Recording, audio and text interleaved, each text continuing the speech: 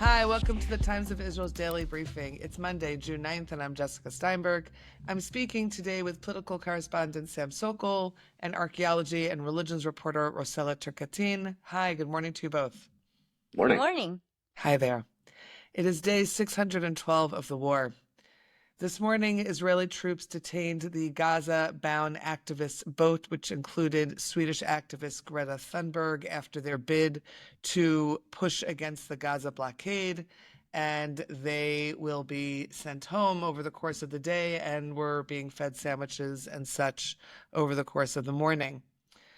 On another note, Shas is vowing this morning to support dissolving the Knesset in an upcoming vote on Wednesday. Sam, of course, will take us through all of that.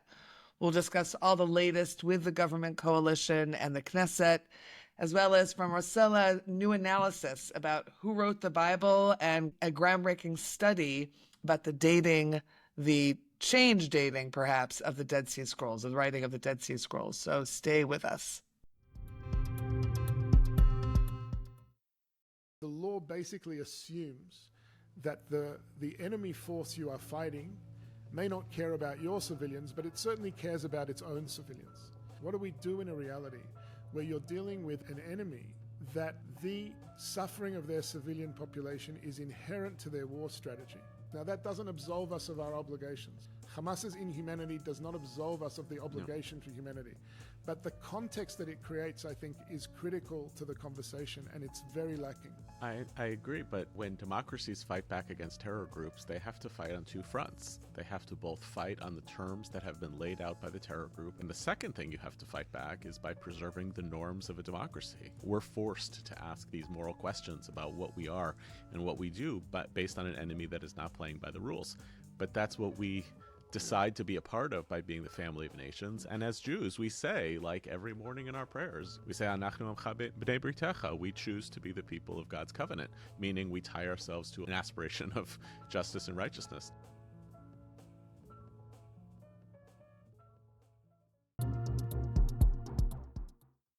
Okay, Sam, take us through this. Tell us what is happening here. We're seeing a lot of headlines about the possibility of at least one new party being formed, primaries in coming months for Benny Gantz's National Unity Party, a lot of talk about the possibility of elections, and of course, Shas threatening to leave the coalition. We know that there's a lot of different tensions that are bringing this to bear at this moment, but tell us what you're actually seeing on the ground here. Are we seeing the possibility of this coalition falling and new elections taking place sooner than expected? Well, yes, I think we're closer to it than we have ever been, but it's still an open question whether this will happen. The ultra-Orthodox want to put as much pressure as possible on Prime Minister Netanyahu in order to get him to crack down on Yuli Edelstein, the Likud lawmaker who heads the Foreign Affairs and Defense Committee, which is currently revising a government-backed law to regulate ultra-Orthodox enlistment. The problem from the ultra-Orthodox point of view is that the bill, as reportedly currently being revised, contains a list of incredibly harsh sanctions on draft dodgers. Now, what the Haredi want to do is to whittle down that list as much as possible, while at the same time inserting a mechanism for the delayed application of sanctions.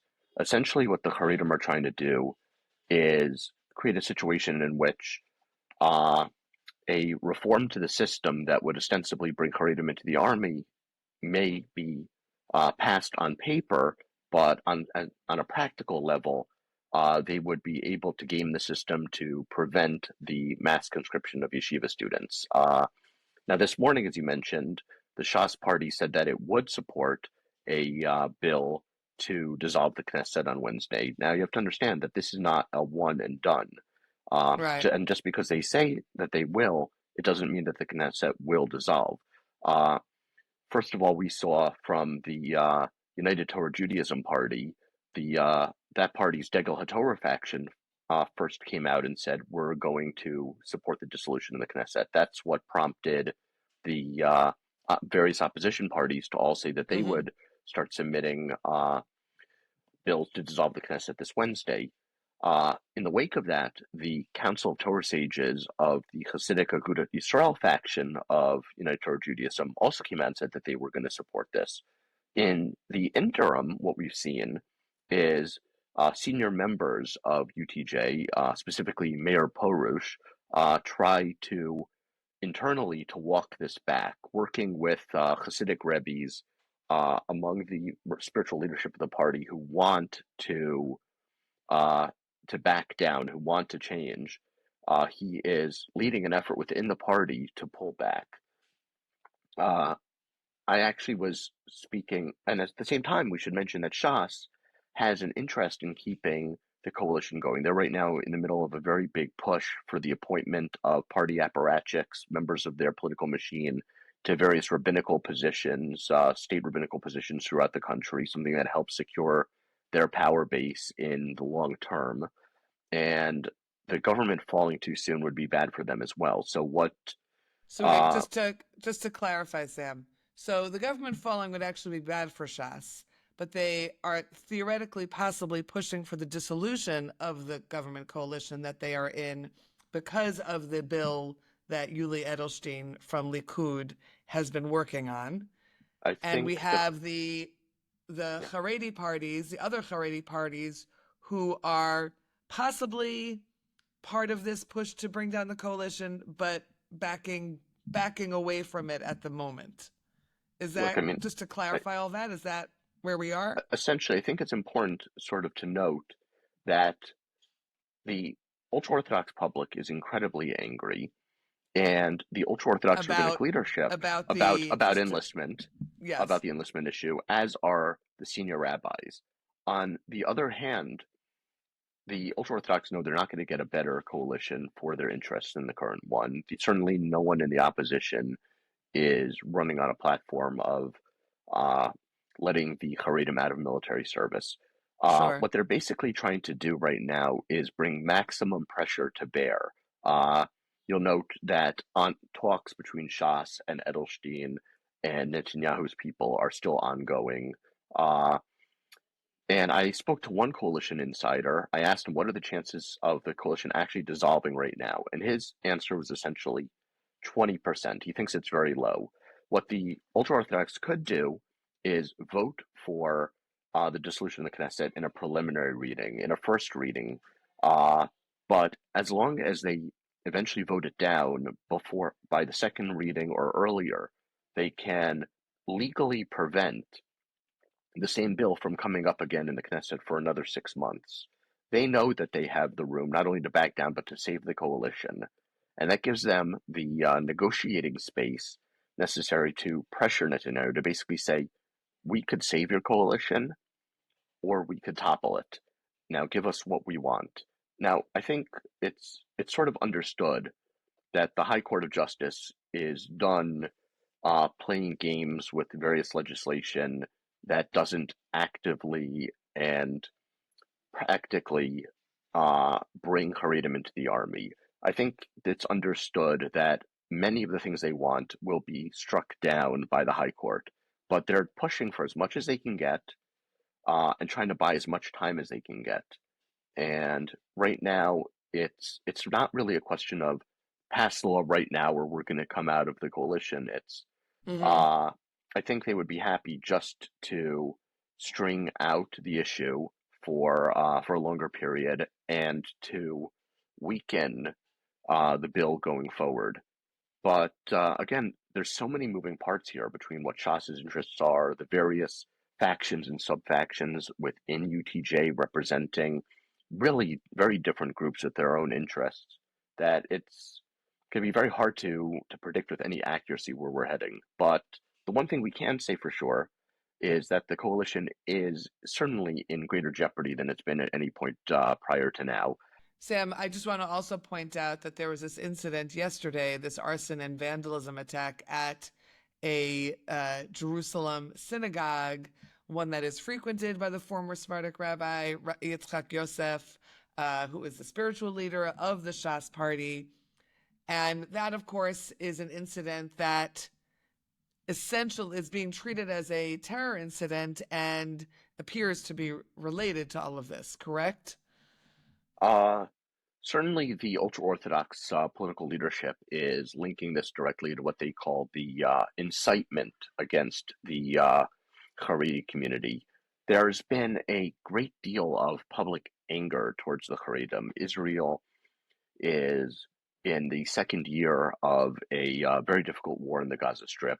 Uh, Large numbers of reservists have been called out for hundreds of days, affecting people's marriages, businesses, educations, etc. It's has a large human cost and a large economic cost. And what has happened is many secular and traditional and national religious Israelis have become increasingly resentful towards the ultra-Orthodox.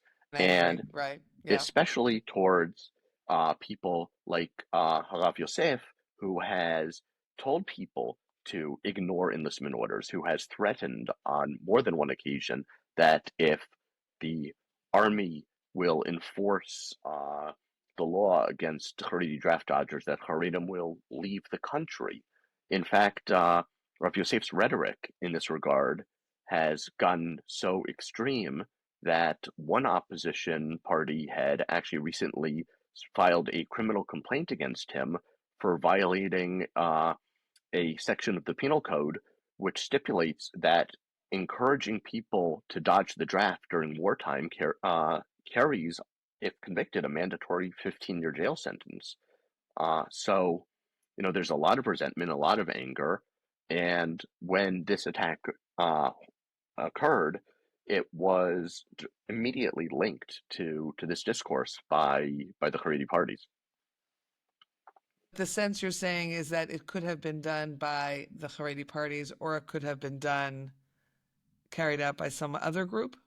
No, not at all. I don't know who's behind it. I'm not going to speculate on who's behind it. I'm not going to say anything like that. All I'm saying is that it was immediately Linked. linked to that issue in by the Haredim saying, "Look, there's so much anger at us, there's so much incitement against us that this led directly to that. Tone down your rhetoric against us because this is what it leads This to." is what That's happens. what they're saying. Right. I think it's also important to note that even if the Knesset is dissolved, even if this bill passes three readings, that doesn't immediately mean that the Knesset actually goes home or that the government Right. goes home. Uh, Under the law, you can have up to 5 months uh, after the passage of a bill dissolving the Knesset before elections are to be held, and the actual agreed upon date of elections will be in the legislation itself. So potentially, this bill could be passed in the next few days or weeks, and Mm-hmm. then it would still require a period of months in which this government is still in power as a Operating. caretaker government. Right. And while its powers are to a certain degree circumscribed by various high court rulings and uh, by and the Knesset traditionally doesn't legislate in the same way, that their powers, still exist. They're still in power, and they can still continue to work on this Haredi draft legislation in the interim, potentially. Okay. All right. Thank you, Sam, for that update, and we'll see what the rest of the week brings. We're going to take a quick break. When we're back, Rossella will talk to us about the Bible and the Dead Sea Scrolls. So stay with us.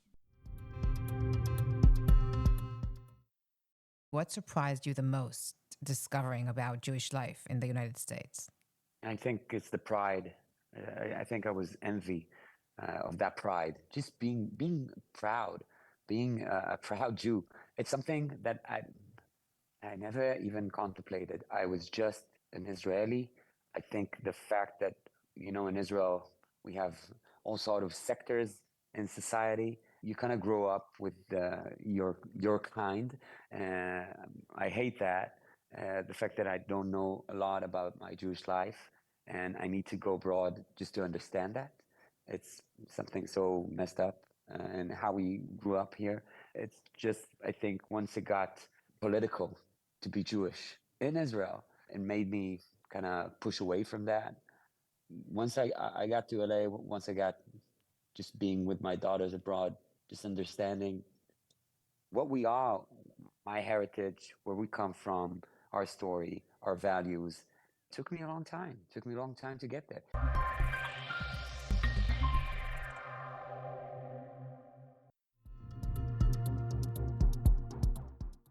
Okay, so Rossella, you have these two pretty groundbreaking stories that sort of fit in actually with both your archaeology and your religions beats. Absolutely. Let's start with the Bible. A group of Israeli and international scholars using computer-assisted word frequency analysis, and they're Correct. now redacting who wrote, they're figuring out who, or honing in on who actually wrote the Bible and when.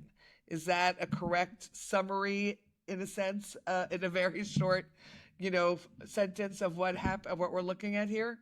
Yes, with some caveats, because, first of all, we have to acknowledge, like, the question of who and how the Bible was written might be looked at very differently from between people of faith and people and academics, or Right. people who have faith in both God and academics. So here we are obviously talking about an academic study. So I would say that I haven't asked all the scholars, the author of the academic paper that was published on the journal PLOS ONE, which is pretty prominent, but I would assume that most of them really do not think that the Bible was divinely inspired, at least in their scientific work, Right. maybe in their personal Right. beliefs.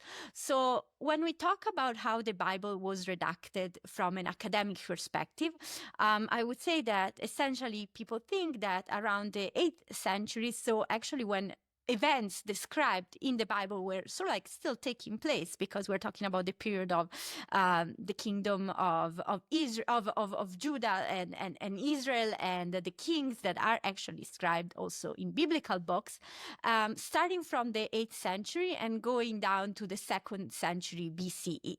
So another important thing, and as one of the scholars I interviewed pointed out, when you think about the author of the Bible, when academics talk about who wrote the Bible, who were the authors, Right. they're not talking about an author in the modern sense of, the author of this book I'm going is to write. Yeah. exactly like such and such. No, it's like we're talking about school of writers, group of people with similar sort of mindsets, and it's connected to many, many factors about what was the political climate, how many people could read and write, for whom these books were actually written. Are we talking about a large group of people, or is more in a closer community of somewhat believers? And actually, some of the different parts of the text, academics argued, were actually written down in different moments, as we said before, but also they actually might record in writing more ancient traditions. So it's really a lot of different layers of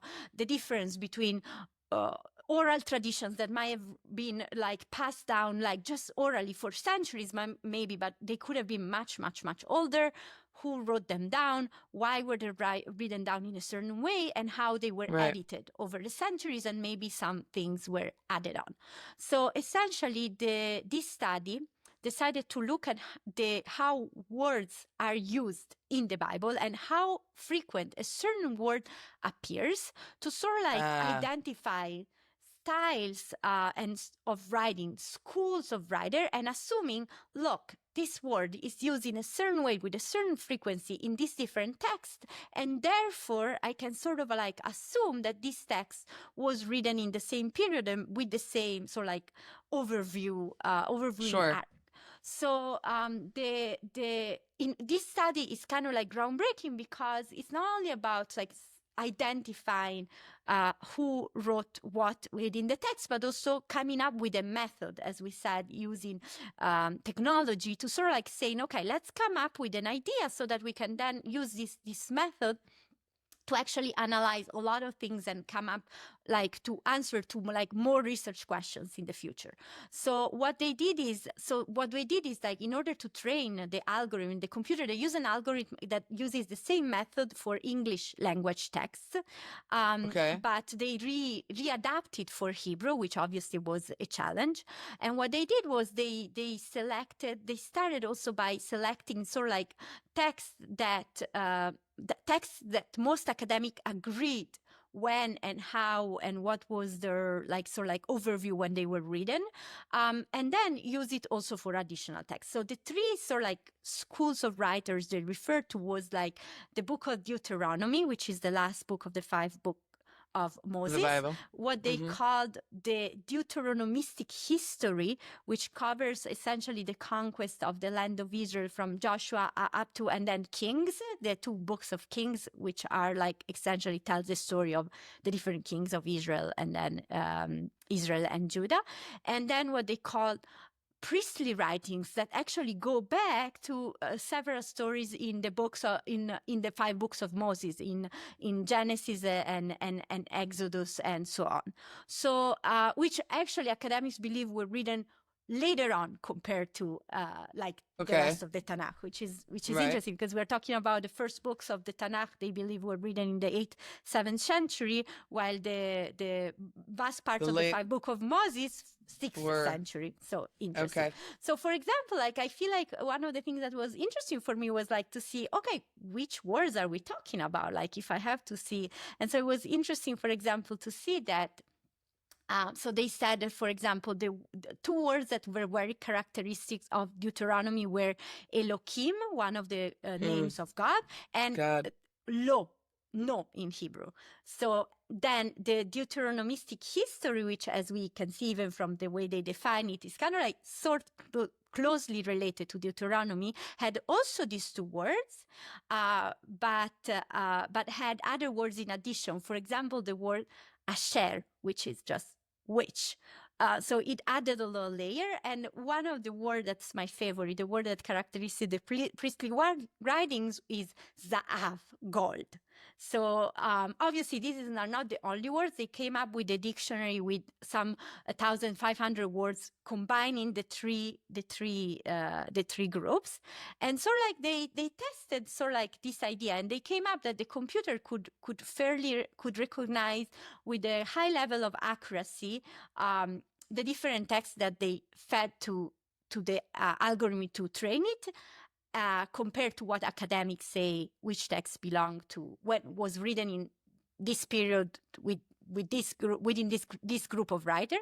And then they tested it also on other texts, like for example the book of Esther, who actually academics also believe did not belong to any of these 3 books, or other stories, from Genesis, for example, the stories in Genesis 14:15, where Abraham battled several local kings to rescue his nephew Lot. This is also a story that academics believe does not really belong with many other parts of Genesis.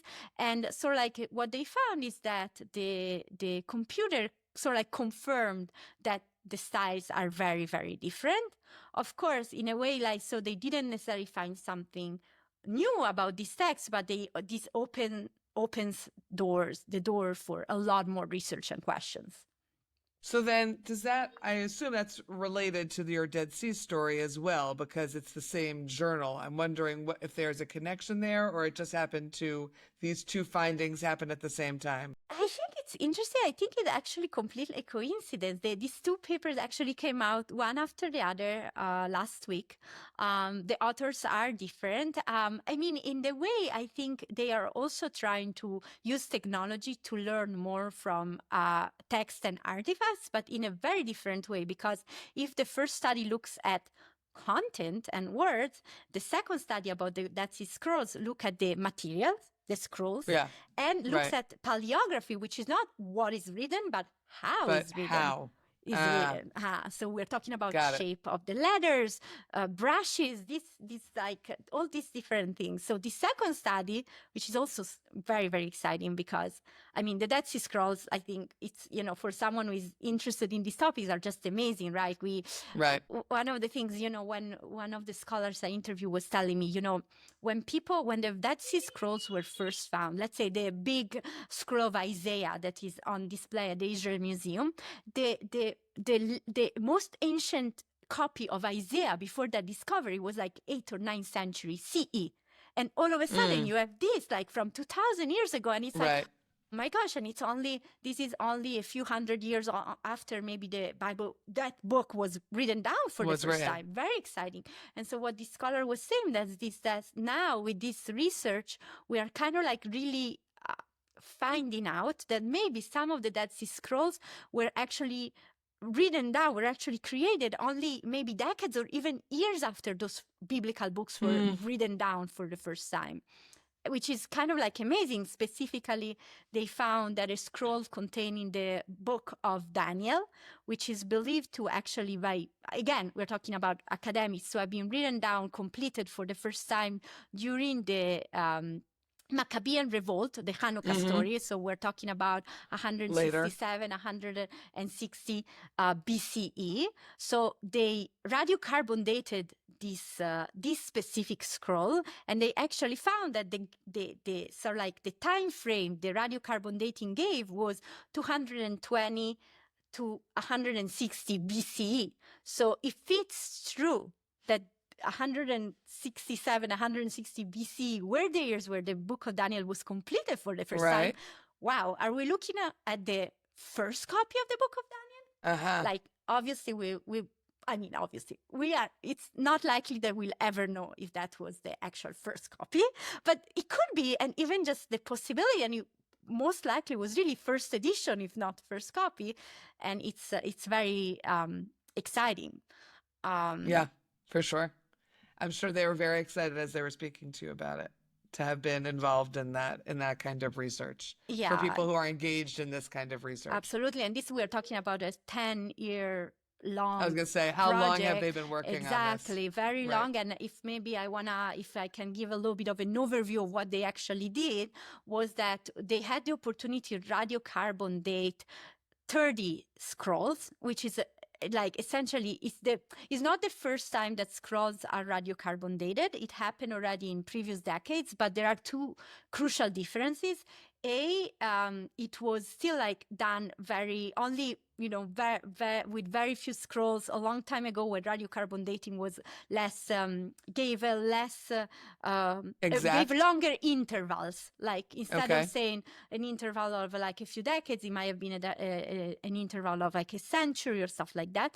But also, more importantly, they did not pre-treat the scroll to make sure to remove all the chemicals that the scrolls might have encountered before and after the discovery. So they were not sure nowadays that the results they came up with are accurate.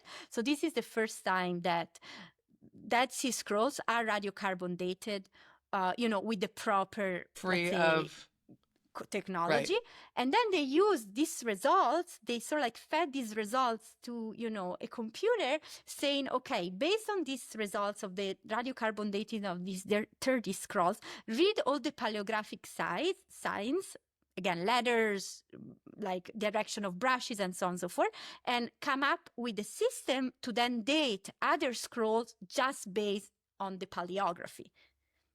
And so what is incredible is that not only we have radiocarbon dating for 30 scrolls, sort of like almost like for the first time, but also now we have a method that we can date potentially all the scrolls without damaging them, because we have to remember that radiocarbon is a destructive process. Even though it's a little piece of parchment, very, very little, it's still like something that damages them. But with this system, we could radiocarbon date everything. And this is also very interesting, because even a gap of a few decades can really give us make a big difference. Make a big difference, because very few decades in those centuries could have meant completely different political and religious contexts here in the land of Israel. Was it under the Hellenistic period, or already under the Hasmonean, so a Jewish dynasty ruling the land of Israel? Was it when literacy was already supposed to be widespread according to what we're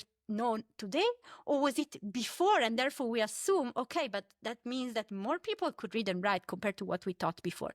So I think we're only at the beginning, and this is not just about the Dead Sea Scrolls that are amazing, but our whole history. And I'm very excited to, hear more about researchers, how they do this, how they use these new tools they have. Thank you, Rossella, very much. Obviously, we'll link to those pieces written by Rossella and by Sam that connect to everything that we've been speaking about today. Thanks to you both for being on the Daily Briefing. Thank you for having us. Pleasure. Sure. Thanks to you for listening to the Times of Israel's Daily Briefing. We'll be back again tomorrow with another installment. Until next time, take care, be well, have yourselves a good week.